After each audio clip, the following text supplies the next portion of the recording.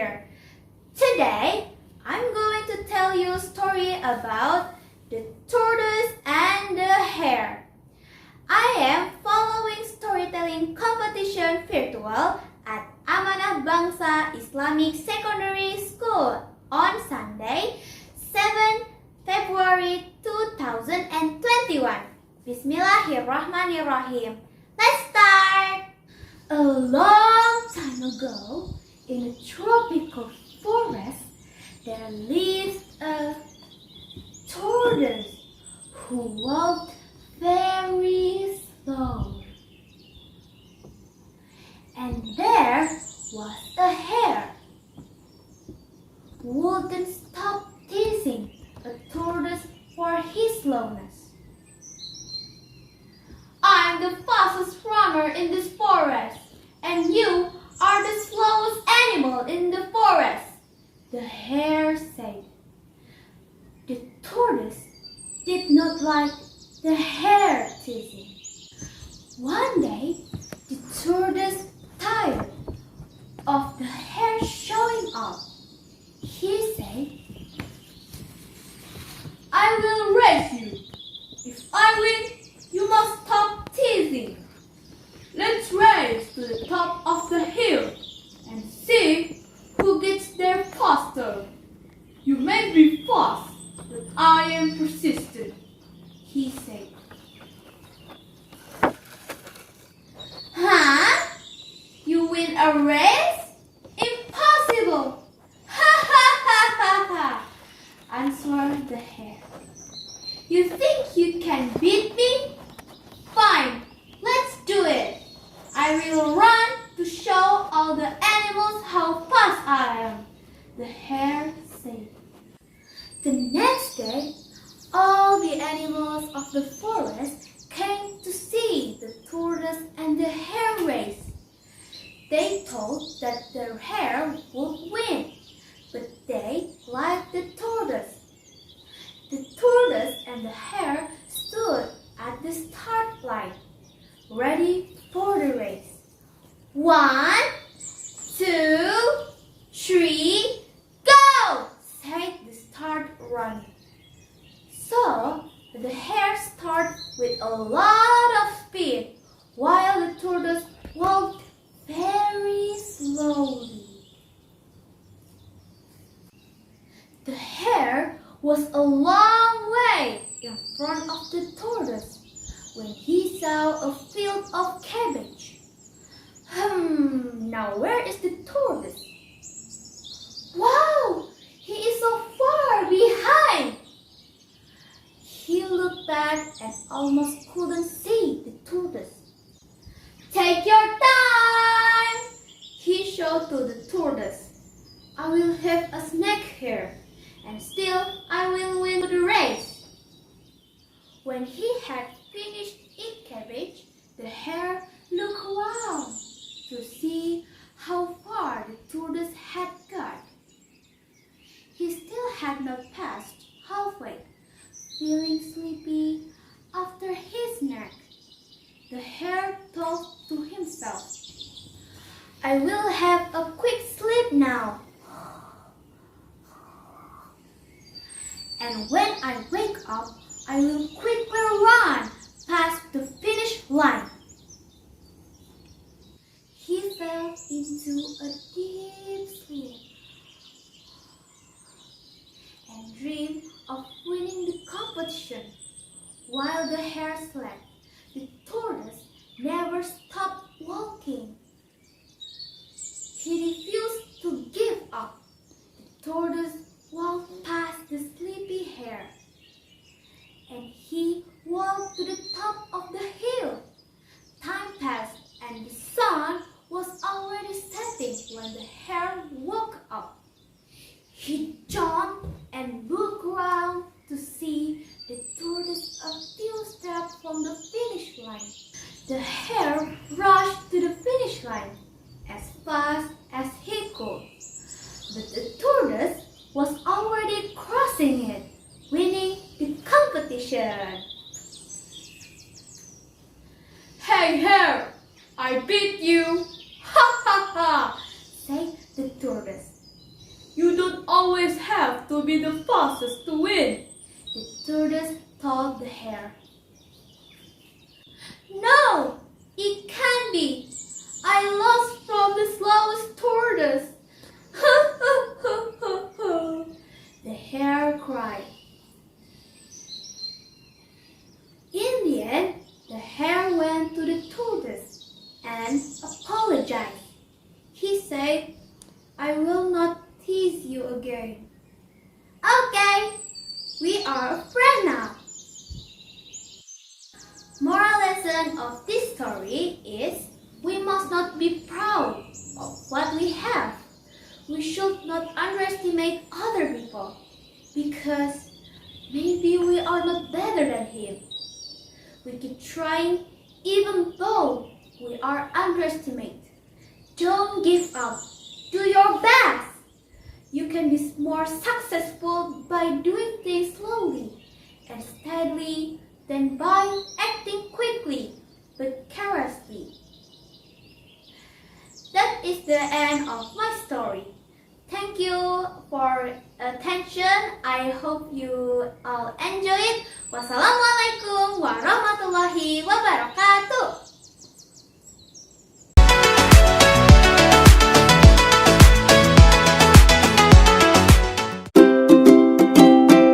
Assalamualaikum warahmatullahi wabarakatuh. Good afternoon, ladies and gentlemen. My name is Gumasha Wanika Hala. I am from Asa Islamic School. I am in grade 4. In this very opportunity, I will tell you a story about bawang merah and bawang putih. I am following the story telling competition virtual at Amanah Bangsa Islamic Secondary School on Wednesday, 9 February 2021. Once upon a time, they were happy families. Mother passed away. Then, the father married a new stepmother. The daughter is bawang putih, and the stepmother daughter is bawang merah.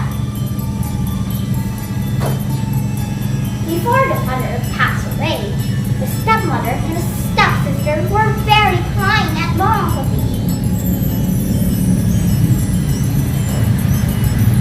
But 2 days later, struck them down. Saying the mother, bawang putih, from now on, you have to do what we before. You have to clean our room, and then you have to clean the dishes. And for lunch, you have to cook delicious meals. Ha ha ha. Say, stepsister, how petty you are. Then,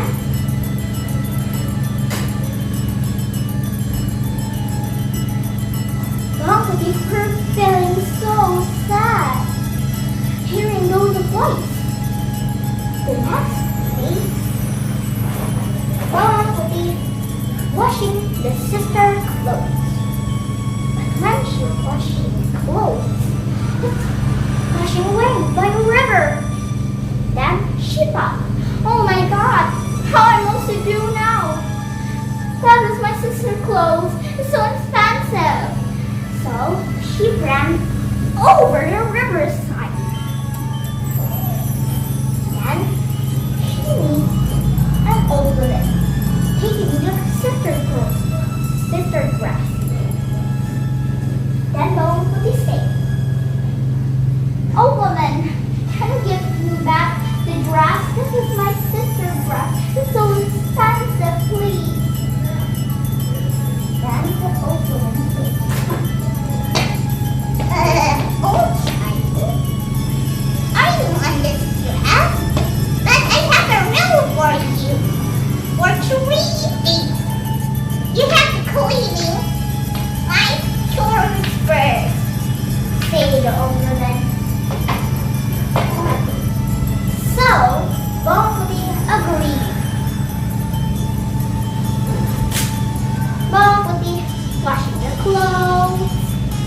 cooking some food.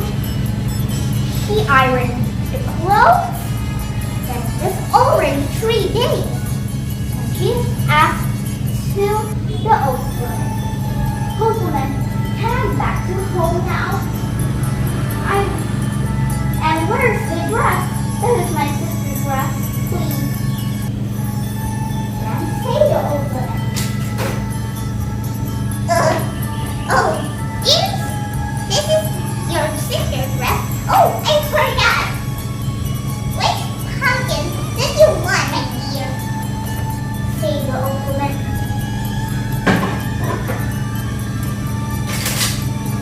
"I think the smallest one is enough for me.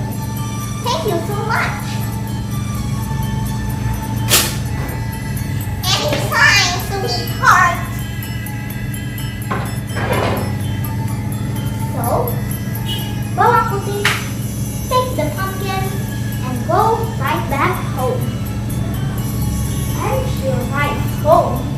The sister called to her, "Hey, wherever you? We are starving." "What? You brought a pumpkin? Give me. We are starving now," said the stepsister. "What? A pumpkin? Let me do that." And the stepmother take it and smash it. And she opened it. It's a lot of juice. And the stepmother said, "Oh my God! This is so many jewelry. We can be rich now." So be rich. I'm so happy. But Bawang Putih, why did you not take the bigger size? Say the stepmother. So Bawang Putih tell all about the old woman. So the next morning, the stepmother and the stepsister following the express same like Bawang Putih. "Mother, are this taking so long? My feet is already burned," said the stepsister. "Wait a moment, dear. Are you want a big pumpkin or not?" said the stepmother. And she arrived home. The old woman's home. He said, "Old woman, are you taking my dress?" Said the stepsister, "Are you a thief too? Give me back." So the stepsister pushed the old woman. Then take the big pumpkin. He go back, and then stepsister said, "Mother, I can't wait. Let's just open up this in the forest, Mother." So the mother agreed. And she smashed it. It's a lot of snakes. Then the goat screamed, "Ah! I want to go back home. Help, please," said the stepmother. "Oh, Mother, I think we have to apologize to Bawang Putih." So she apologized. So the moral of the story is we have to be kind to everyone. We must not be greedy. We must forgive each other. We must be sincere to help. So, wassalamualaikum warahmatullahi wabarakatuh.